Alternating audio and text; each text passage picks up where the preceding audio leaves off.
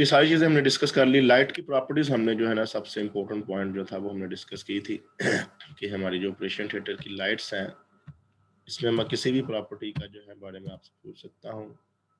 MCQ question आप लोगों को, अगर एमसीक्यू क्वेश्चन ही आप लोगों से बाद में इस चीज़ में डिसीजन ले लेंगे कि किस पेपर देना आप लोगों ने। तो इंटेंस लाइट होनी चाहिए, इसकी शिद्दत जो है ना वो आपने याद रखनी है। अगर उसका एक लाइट पैटर्न का मतलब यह है कि उसका डायमीटर को आप बढ़ा सकें, कम कर सकें, इंसिजन साइज के हिसाब से फोकस कर सकें, ठीक है। और जो फोकल पॉइंट पे इल्यूमिनेशन है वो सबसे ज़्यादा आहिस्ता आहिस्ता बाकी जगहों पे कम होती जाए, ये नहीं कि ख़त्म होती जाए, कम होती जाए। तो ये चीज़ें जो है ना वो इम्पोर्टेंट थी। फिर हमने ये पढ़ा कि शेडोलेस लाइट्स होनी चाहिए। ब्लू वाइट कलर की जो है सबसे अच्छा होता है, इसका टेम्परेचर जो है ना वो जो जस्ट लाइक वो कलर होना चाहिए जो कि एक ब्राइट सनलाइट का एट नून, क्लाउडलेस साइड जो है उसका होना चाहिए। फ्रीली एडजस्टेबल बहुत ज़रूरी है। मैंने आपको इसकी एक एग्जांपल दी थी कि वो सर्जन को अगर आप उसको हैंडल जो है एक डिस्पोजेबल दे दें तो खुद भी उसको घुमा के जिस तरफ मर्जी ले जाके एडजस्ट करा सकता है, ठीक है।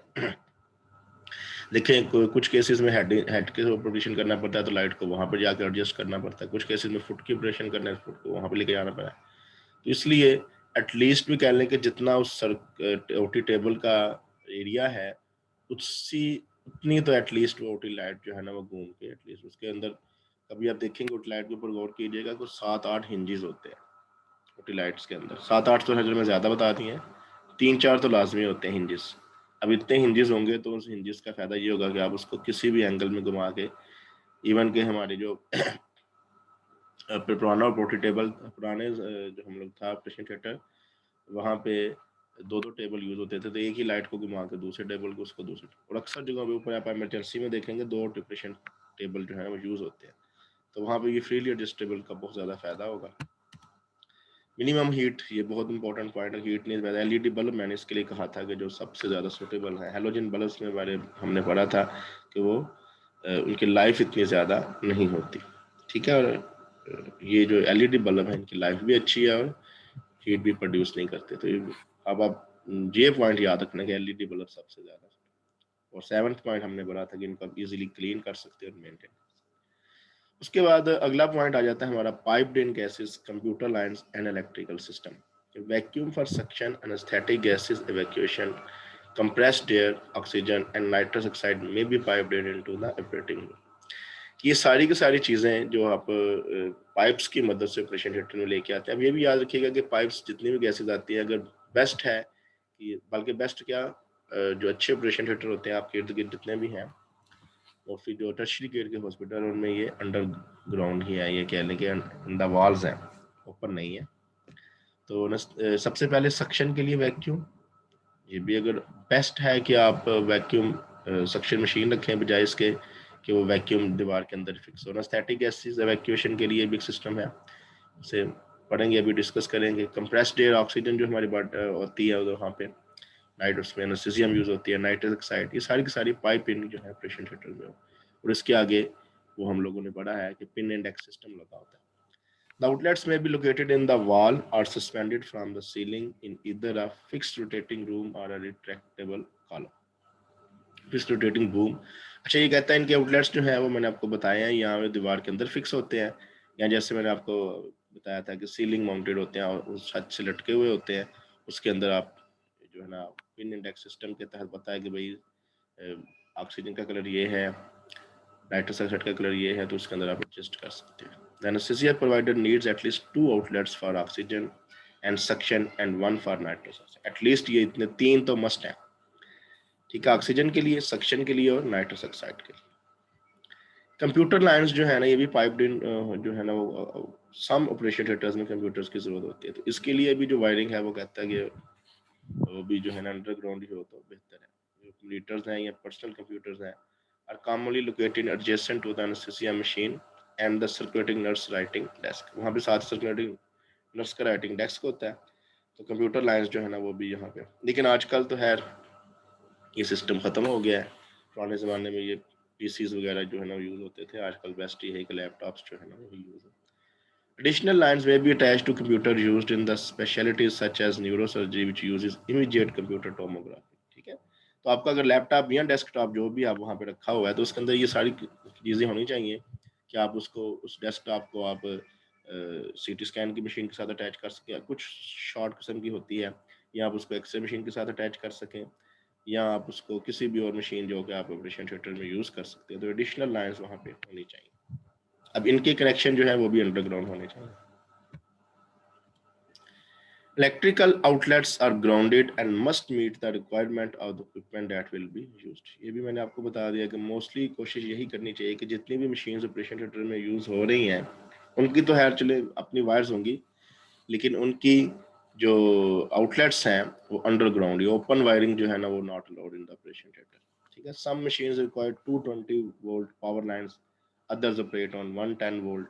तो ये बड़ा इंपॉर्टेंट पॉइंट है कि आपको पता है आपके जो वापडा वाले आपको जो देते हैं वो 220 पावर लाइंस की जो वोल्टेज नॉर्मली 210 टू 220 वोल्ट की आती है आपके घरों में भी। आपके फिर आगे वहाँ पे ट्रांसफार्मर लगे होते हैं जो उसको स्टेप अप या स्टेप डाउन कर देते हैं। अदरवाइज अगर आपने एसी चलाना है तो उसके लिए स्टेप अप ट्रांसफार्मर लगा होगा क्योंकि उसको वोल्टेज ज़्यादा चाहिए। इसी तरह अगर आपने घर के अंदर एक बल्ब चलाना है तो उसके अंदर स्टेप डाउन ट्रांसफार्मर लगा होता था उसको। तो ये अक्सर जो है ना ये इस चीज़ का बड़ा ख्याल रखना चाहिए कि जो ऑपरेशन थिएटर में यूज़ होने वाले इंस्ट्रूमेंट्स हैं ना उनके लिए ये जो है ना चीज़ का कि उनके जो आप जब उनको ओपन करते हैं तो इस चीज़ का लाजमी ख्याल रखना कि उनकी जो ऑपरेशन है वो किस वोल्टेज के ऊपर ऑपरेशन है ताकि आप उसको एडजस्ट कर सकें।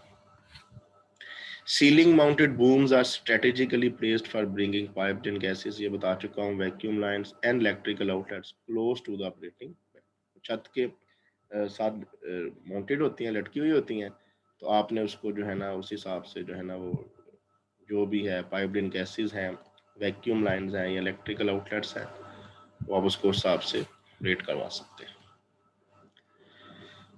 अच्छा, क्लॉक जो है ना आप लोगों के ख्याल में ऑपरेशन थिएटर के लिए ज़रूरी है?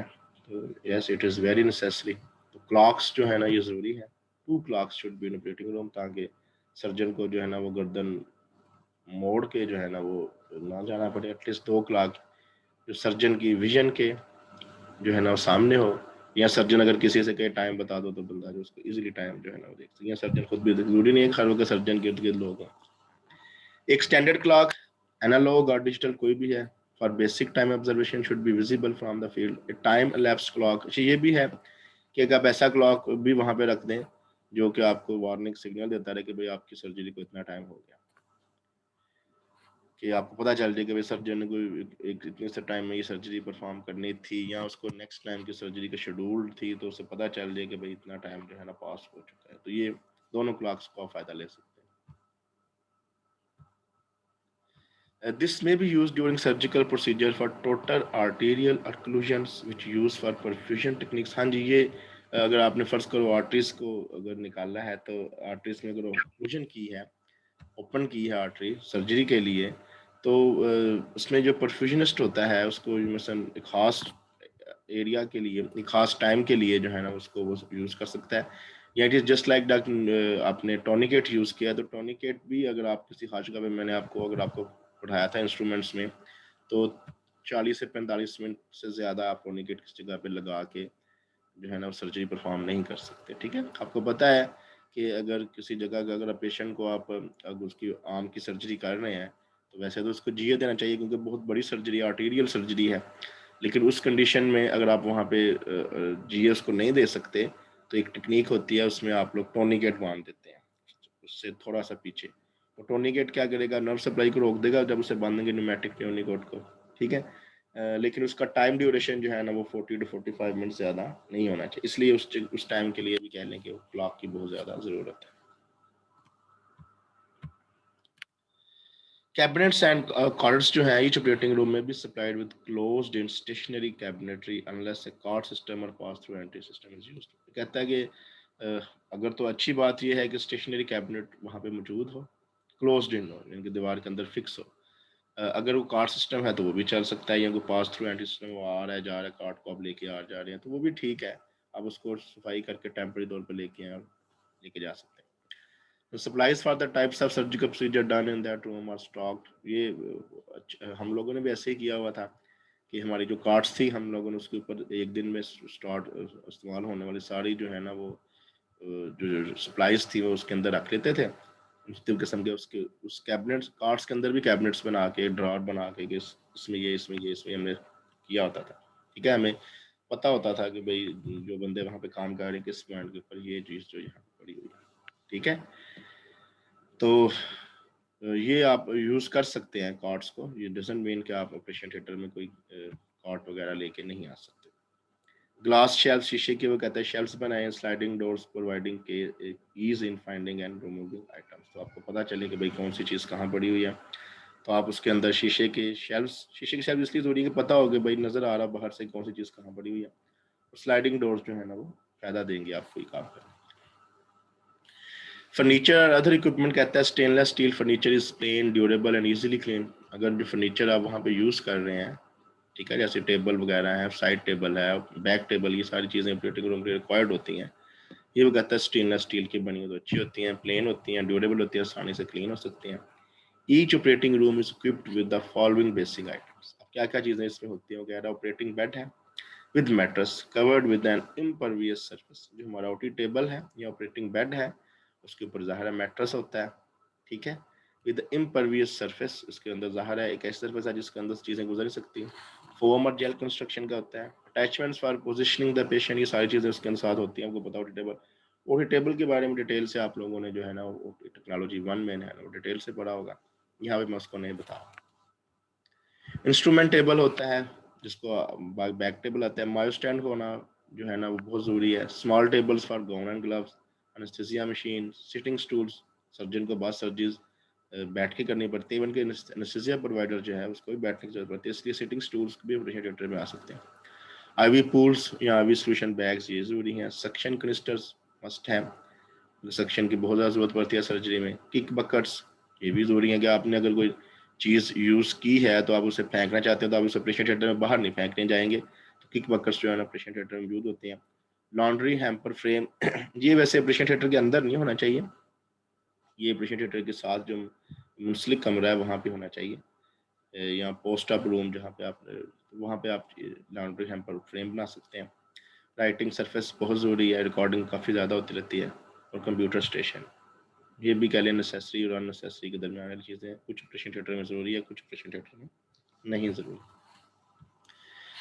कम्युनिकेशन सिस्टम के लिए अगर हो तो बेस्ट है कि अगर आपके ऑपरेशन थिएटर के अंदर इंटरकॉम लगा हो, voice communication system, inter communication system हो, क्लोज सर्किट टेलीविज़न हो। ठीक है, ज़रूरत पड़ती है समटाइम्स यूट्यूब को यूज़ करने की सर्जन को किसी खास सर्जरी परफॉर्म करने के लिए। कंप्यूटर और प्रिंटर्स ये चीज़ें जो है ना, ये कंप्यूटर और प्रिंटर्स ये आप ऑपरेशन थिएटर के अंदर ना ही रखें तो बेस्ट है।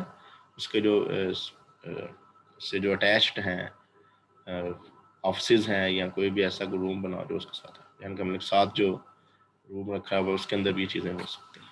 ठीक है, तो कम्युनिकेशन सिस्टम का फ़ायदा क्या होगा जब आप इसको वहाँ पर रखेंगे कि शेड्यूल कर सकते हैं patient name, surgeon, procedure, results of laboratory and diagnostic test.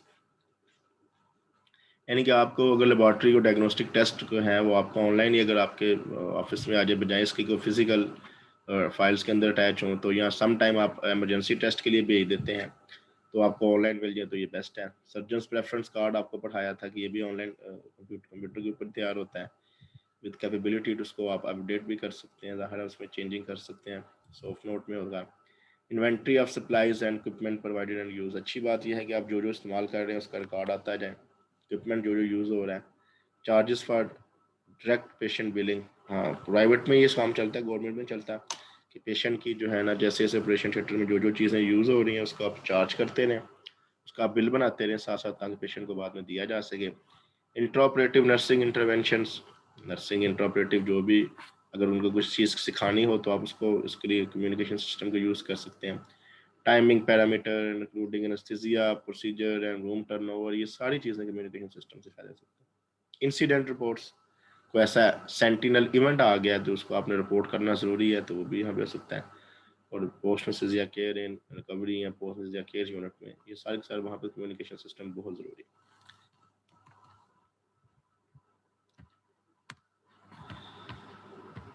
चलें जी, अगर यहाँ से रिगार्डिंग आपका कोई यहाँ तक क्वेश्चन है तो आप लोग पूछ सकते हैं, फिर हम छोटा सा टॉपिक है उसको स्टार्ट करेंगे।